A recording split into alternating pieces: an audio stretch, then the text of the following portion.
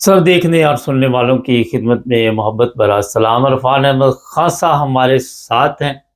जैसा आप सबको पता है कि पीआईए को भेज दिया गया है। आज मैंने कहा खान साहब से कुछ सवालात पाकिस्तान के मौजूदा हालात के बारे में करेंगे। खान साहब, बड़ी खुशी मनाई जा रही है कि बड़े अच्छे दाम मिल गए। इसलिए कि बहुत बड़ा एक मसला बना हुआ था हुकूमत के लिए। हुकूमत के जैसे कहना चाहिए जो तरक्याती बजट है, आधा बजट जो पीआईए खा जाती थी। पीए के 3 जो महकमे है, इसमें पीआईए रेलवे और आपकी वो है कराची की फलाद की फैक्ट्री जो है, क्या स्टील मिल। इन तीनों के ऊपर ही इतना हुकूमत का जो था आमदनी इतनी ज्यादा खर्च होती थी और इनके खिलाफ मुसलसल इनका जो प्रॉफिट है वो कम हो रहा था और अखराजात जो है वो बढ़ रहे थे। हजारों का स्टाफ है इनके अंदर। तो बहरहाल इसके लिए हुकूमत कोशिश कर रही थी बड़े अरसे से, लेकिन कहीं कामयाबी नहीं होती थी। एक कामयाबी स्टील मिल में मिली थी, उसको उस वक्त जस्टिस सहारा चौधरी ने रोक दिया था। स्टील मिल को तो नीलाम नहीं होने दिया। अब पीआईए के लिए कोशिश की थी जो अबूरी हुकूमत बनी थी, उसके अंदर फवाद के हवाले काम किया गया था। उसने काफी तैयारी वगैरह करके इसको फिर वो हुकूमत आ रहा है 3 महीने की इसकी खत्म हो गई। वही अमल अब आगे बढ़ रहा था। तो 135 अरब रुपए की आ गई। असल मसला 135 का नहीं है, असल मसला उसके स्टाफ का है जो सारी दुनिया कहती है कि ओवर स्टाफ है पीआईए। और जिसको जो भी खरीदता है उसको स्टाफ को साथ लेना पड़ता है। अब इसमें कोई अंदरूनी मुआहदा हुआ है हुकूमत का और जो भी पार्टी ने इसको खरीदा है, आरिफ हबीब बैंक वाले भाई है, बड़ा ग्रुप है ये। तो इन्होंने कुछ को फारिग किया है, कुछ को ये मुलाजिम रखे हैं, कुछ को कुछ अरसे तक सालों तक रखे हैं कि मुलाजिम रखेंगे, उसके बाद उनको फारिग करेंगे।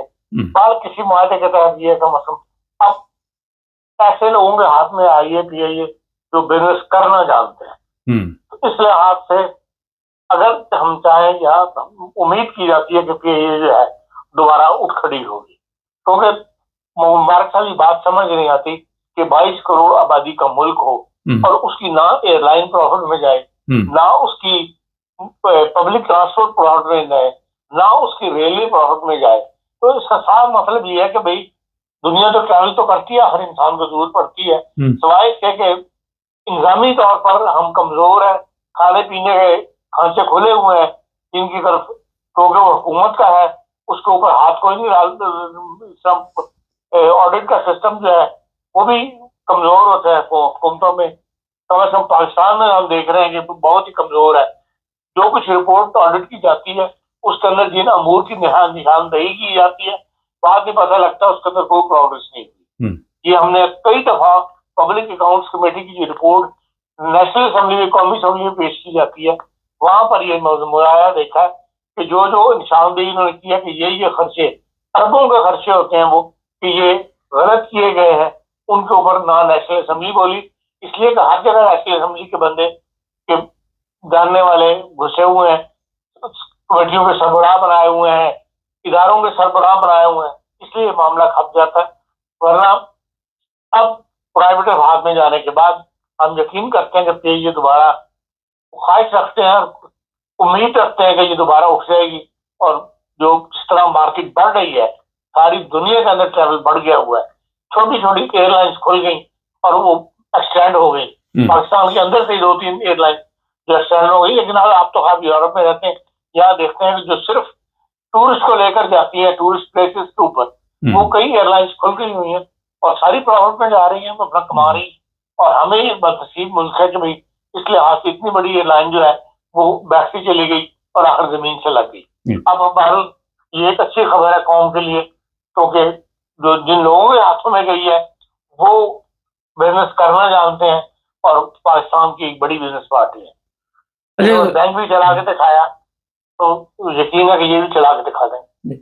अच्छा, पीआई क्या अमला कई दफा आपने देखा कि कनाडा वगैरह चला जाता है, वहां से वापस ही नहीं आता। पिछले दिनों पायलट समेत 8 लोग भी गायब हो गए थे।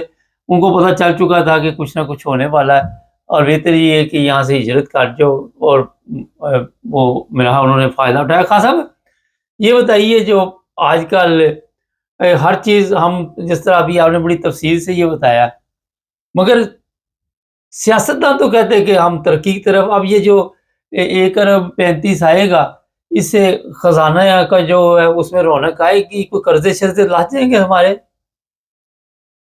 नहीं, इनमें इस मायने में ये बात शामिल है, 135 अरब जो है ये पीआईए के ऊपर ही खर्च होगा, क्योंकि ये देखें इसमें इन्होंने 73% शेयर बेचे हैं, 25% जो है वो अभी भी गवर्नमेंट के पास है।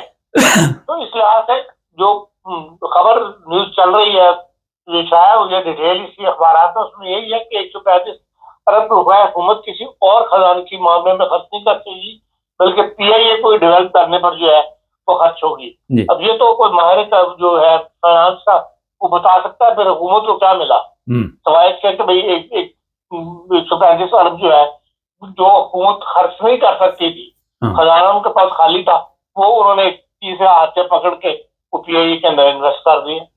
तो इस लिहाज से तो कोई ऐसी बताया तो ये नजर नहीं आता कि वो रकम जो है वो हुकूमत के खजाने में इस तरह आए कि हुकूमत जहाँ चाहे उसको खर्च कर ले, ऐसी कैफियत नजर नहीं आती इस डील के अंदर। खासा उलमा अब भी इस तरह बता रहे हैं कि जो बात तो इस बार हमने कई दफ़ा की, ज़रा मुख्तसर जवाब दीजिएगा। कह रहे जी इसराइल की हिफाजत के लिए जी हमारी फ़ौज जाएगी, और जो इस्लामी मुल्क उनमें आपस में इख्तलाफात पैदा इसी वजह से हुए हैं, और यही वजह कि अमेरिका के साथ जो दोबारा शायद कोई मुलाकात हो उससे कोई नताइज निकले। इसराइल कितना ख़तरनाक है, क्योंकि कोई बंदा शंदा जिस तरह ईरान के मतलब भी खबरें शुरू हो गई हैं कि दोबारा जंग हो सकती है, तो इसराइल अभी भी इस्लामी ममालिक के लिए शदीद खतरा है ऐसे मुआहदे होने के बाद।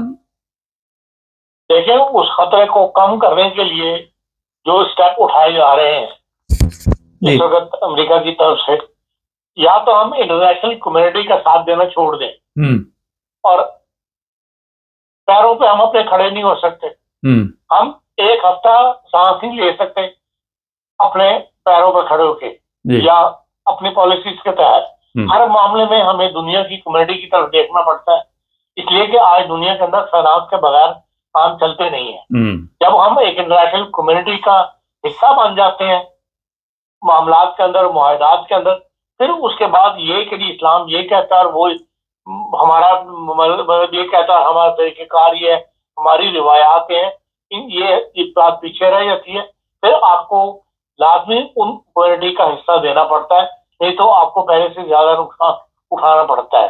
अब जो कुछ भी गजा के अंदर किया जा रहा है, अमन के नाम पर किया जा रहा है, 2 स्टेट्स थ्योरी को नाम पर किया जा रहा है कि हाँ 2 मुल्क बनाए जाए, एक फलस्तीन और एक इसराइल। पहले तमाम मुसलमान ममालिक इस बात को तस्लीम नहीं करते थे कि भी हाँ, वो कहते थे नहीं इसराइल का वजूद गलत है, इसराइल का वजूद यहाँ से खत्म होना चाहिए और ये सिर्फ फलस्तीन की सरजमीन है, यहाँ पर सिर्फ फलस्तीन होना चाहिए। वो मारे खा खा के आखिर उस नुक्ता से पीछे हटना पड़ा। अब सब मुसलमान इस बात की तरफ आ गए हैं कि हाँ जी, लेकिन फलस्तीन को भी इसराइल जब इतना मजबूत हो गया हुआ है तो अब इस तरफ आ गए हैं कि हाँ जी, हमें फलस्तीन भी एक रियासत जो है, एक आजाद मुल्क जो है उसको तस्लीम कर लिया जाए। यूनाइटेड नेशन भी इस तरफ आ गई है, दुनिया के बख्शीश ममालिक जो वो आ गए हैं। अब इस मामले में मुसलमान ममालिक अगर अपनी चाल अलग चलेंगे या अपना नुक्ता अलग रखेंगे तो नुकसान में रहेंगे। जब उन्होंने एक दफा हामी भर ली है, मीटिंग अटेंड कर ली है ट्रम्प साहब के साथ, यूनाइटेड नेशन की मीटिंग भी अटेंड कर ली है, तो अब जिस तरफ बात जा रही है उसका साथ आपको देना पड़ेगा। हाँ, उलमा कौंसिल बेशक अपने अपनी जगह पे शोर डालती है, लेकिन उनका हुकूमत में अमल दखल ना है, ना होना चाहिए इन मामलात के अंदर। अभी तक तो हम देख रहे हैं कि उनको उनका शोर डालने का मतलब ही ये है कि उनकी बात को सुना नहीं जा रहा। जो कुछ कराची में कॉन्फ्रेंस हुई है, उस्मानी साहब ने और मुफ्ती मुजीबुर रहमान साहब ने जो बयान दिया है, उससे भी यही पता लगता है कि भाई वो हुकूमत इन मामलात में से बिल्कुल इस वक्त उलमा को अलग रखे हुए हैं और इसलिए वो शोर डाल रहे हैं। इसलिए जो भी फैसला होगा उसमें आपको आलमी ताकतों का साथ देना पड़ेगा। खज़र उलमा की बात की आपने कराची की, कल हमारे ब्यूरो चीफ ने बताया कि एक ऐसा केस था अहमदियों के मतलब, जिससे 9 अहमदियों के नाम हमारे पास पहुंचे हैं और ये अप्रैल में जो अहमदिया हाल है वहाँ पे पुलिस और जो मौलवी थे उन्होंने ये केस जो बनाया था, तो अब अदालत की तरफ से आर्डर है कि इनकी चार्जशीट तैयार की जाए और इनको गिरफ्तार किया जाए। तो पंजाब में थोड़ा बेहतर होता है, तो दूसरे सूबे में मसाइल शुरू हो जाते हैं। तो वैसे उलमा की, जिस तरह अभी आपने कहा कि गवर्नमेंट बात नहीं सुन रही, तो यहाँ उलमा की अदालतें और दूसरे क्यों फिर बातें इतनी सुनते हैं? देखिए, उलमा का इस कदर माशरे के ऊपर हावी हो चुके थे कि हुकूमतें भी इनसे डरना शुरू हो गई थी, इसलिए कि मोब इकट्ठा करके जो मसाइल पैदा कर देते हैं अमन के, और आग जलाओ, और हुकूमत गोली चलाने से अपने शहरियों पर डरती है या उनके ऊपर मार कुटाई करने से वो इतला करते हैं। इससे फिर और ज्यादा हमारे सोसाइटी में जो है वो फसाद फैलता है, बजाय इसके कि लोग उनके हमदर्द ज्यादा पैदा हो जाते हैं जब लाठीचार्ज वगैरह करो तो। इसलिए लेकिन अब पॉलिसी के अंदर हम देख रहे हैं एक तब्दीली आ रही है, और उसके बाद आहिस्ता आहिस्ता जो मौलवियों का जो जोर था वो मुसलसल बतदरीज जो है वो कम हो रहा है, टूट रहा है। इसीलिए मौलवी अपनी जगहों पे, इस्लामाबाद में भी उन्होंने कॉन्फ्रेंस की है, वहां भी कॉन्फ्रेंस की है, अब सड़कों पर नहीं आ रहे बल्कि बंद कमरों में कॉन्फ्रेंस करके अपने प्रेस रिलीज जो है वो जारी कर रहे हैं। खान साहब, ये बताइए, ये जो प्रॉपर्टी का कब्जा ग्रुप से लोगों की ज़मीनें छुड़ाने के लिए मरीम ने बकायदा तौर पर ऐलान किया था कि 90 दिन में होगा। अब लाहौर हाई कोर्ट सामने आ गया कि जनाब ये तो ऐसे हो ही नहीं सकता। मरीम के भी सख्त बयान आता है कि ये अदलिया जो है ये गलत फैसले दे रही है। क्या देखते हैं, कोई टकराव आने वाले दिनों में, या अदलिया, क्योंकि अदलिया पे तो काबू डाला हुआ, उसके बावजूद गवर्नमेंट के लिए? देखें, ये सही बात है कि पाकिस्तान के अंदर और पंजाब में प्रॉपर्टी का बहुत ज्यादा कब्जे ग्रुप वहां पैदा हुए हैं, और जर्मनी के से ही कम से कम 8-10 पार्टियां तो मैं जानता हूँ जिनके मकानात के ऊपर वहां कब्जे हो गए। किराएदार मकान खाली नहीं करते, अब वो मकानों के ऊपर कब्जे करके बैठे हुए लोगों को बिठाया था इसलिए कि भाई चलो हमारे घर यहाँ महफूज है। तो ये जगह जगह हर शहर में ये कब्जा ग्रुप वहां पर मौजूद है, और कानून उनकी कोई मदद नहीं कर सकता, या कानून ने कोई मदद नहीं की, इसलिए कि एक एक मुकदमा जो है वो कई साल चलता रहता है, और इस दौरान जब जिन्होंने कब्जा किया होता है वो फौत हो जाते हैं, और उनकी औलादें जो है वो आगे उन मकानों में आके बैठी हुई हैं। वो कहते हैं हमें तो अपने वालिदैन की तरफ से मकान मिला हुआ है। एक नई जो है वो फसाद की जड़ पड़ जाती है, और एक नया मुकदमा जो वो शुरू हो जाता है। इसलिए जो कुछ इस वक्त पंजाब के वज़ीर आला ने ऑर्डिनेंस के तहत किया है, इनको चाहिए ये था कि इसके लिए बकायदा कानून साजी करें और कानून नाफिज करें। उसके बाद फिर पंजाब हाई कोर्ट जो है अदलिया जो है वो पाबंद है उस कानून की। अभी तो आपने ऑर्डिनेंस जारी करके जो है वो एक रास्ता खोल दिया है, तो जिनको वो ऑर्डिनेंस पसंद नहीं वो उसको ऊपर इजहार राय करते रहे या उसके मुताबिक फैसले करते इस्लाह बनते हैं। इसलिए बेहतर हाल इसका यही है कि इसके लिए बकायदा पंजाब असेंबली के अंदर कानून साजी की जाए और उसको लागू किया जाए।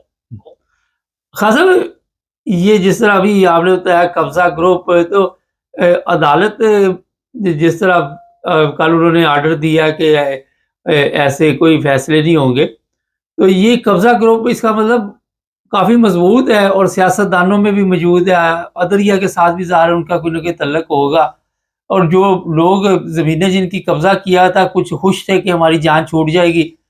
तो आप देखते हैं कि जीत किसकी शिरकत होगी, अदलिया की या मरियम की? देखिए भारत साहब, पूरा माशरा करप्ट है। आप एक को ठीक करते हैं, दूसरा करप्ट ग्रुप जो है सामने आ जाता है।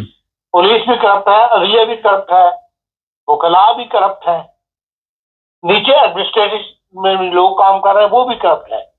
इसलिए पूरे का पूरा माशरा बिगड़ा हुआ है। ऐसे इस्लाह नहीं होगी। इस्लाह तभी होगी जब आप तरक्की आप तभी देखेंगे, या इस्लाह पजीर माशरा को होता हुआ माशरा उसी को देखेंगे जब हर तरफ एक बैक वक्त एक तब्दीली की हवा चले और कोई ऐसा सख्त एडमिनिस्ट्रेटर आए जो हर तरफ निगाह रख के तमाम मराहिल को एक ही निगाह से देख के तरक्की दे। तब तो ये हालात ठीक होंगे, वरना आप इसी तरह ये आंख मचोली वाली केस जो है चलता रहेगा। ये जाती उम्रा अभी कहा जा रहा है वह भी गैर कानूनी है, कई तो मसले निकल आते हैं, जिस तरह भाई आपने कहा कि ठीक तो कोई भी अच्छा खासा। आखिर पे ये बताइए, ये पाकिस्तान के जो मौजूदा हालात है, जिस तरह आप कह रही है तब्दील, अगर कोई अपने आप को तब्दील करे फिर ही तब्दील होंगे। अगर ये हो कि दूसरा तब्दील आप कर ले और मैं वैसे ही चलता रहा, लेकिन इससे अवाम की परेशानी में इजाफा हो रहा है और मजीद इजाफा, लोग मुल्क छोड़ने पर मजबूर हो रहे खासा। तो ये कब तक चलेगा ये सिस्टम कि ये बेच दो वो बेच दो? कब तक ये घर के बर्तन बेच के हम लोगों को खुश करते रहेंगे और सोचेंगे कि मुल्क तरक्की करेगा? बस ये बात कई दफा आपके प्रोग्राम में हो चुकी है कि जब तक सरमायाकारी नहीं होगी, नई इंडस्ट्री नहीं लगेगी, नए कारखाने नहीं लगेंगे, इस तेजी से आबादी बढ़ी है उसके मुताबिक हम अपना रिस्क पैदा नहीं करेंगे, मुल्क में तरक्की नहीं होगी। और इसके इम्कान जो है वो बहुत कम है। हम देखते हैं कि भाई कोई इंडस्ट्री वगैरह पाकिस्तान के अंदर कोई ऐसी स्कीमें आ रही हो, ना तो हुकूमत के पास कोई सरमाया है और ना हुकूमत के पास ऐसी प्लानिंग है जिससे आप कह सकें कि हाँ जी अगले 5 साल के अंदर ये इस फील्ड के अंदर नए कारखाने लगाने के लिए कारखाने लगाने के लिए सारी दुनिया में जहाँ भी इंडस्ट्री लगती है या कारखाने लगते हैं या सनदी तरक्की होती है, वहां पर लाजमी इन्वेस्टमेंट बाहर से आती है, सरमायाकार बाहर से आती है। जो पाकिस्तान से बाहर जो दुनिया गई हुई है, एक रुझान चला था कि वो लोग आकर अपने पैसे लगाते थे। वो जो फ्रांस का भट्टी है जिसने इतना करोड़ डॉलर पाकिस्तान के अंदर इन्वेस्ट किए, डिजाइनर जो है वो कानों को हाथ लगा के पाकिस्तान से भागा था।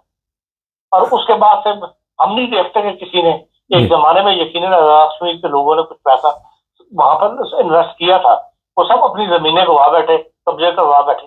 इसलिए ना तो पाकिस्तान के लोग जो जिनको खुदा ने सरमाया दिया हुआ है वो अपने मुल्क में सरमाया लगाने के लिए तैयार है, तो फिर दूसरे से आप क्या तवक्को रखते हैं? पिछले 4 साल में आपने देखा कितनी यूरोपियन कंपनियां या इंटरनेशनल कंपनियां जो पाकिस्तान से फरोख्त करके बाहर चली गई। जी बहुत शुक्रिया खान साहब। नहीं, हमारे सियासतदान नहीं लगाते, उनके पैसे बाहर पड़े, वो कहते हैं यार ये जो पैसे है ये ज़ाया हमारे जो है बड़े कीमती हैं, बाहर रखो, जो अपने मुल्क में नहीं लगाते। इंटरनेशनल कंपनियां ज़रा इंडिया का चेक करें कितनी वहाँ पे आ जा रही हैं और कितनी वहाँ पे रेल पे है, कितने लोग उनके दूसरे ममालिक में इज्जत के साथ आ रहे हैं। चैनल को सब्सक्राइब करें।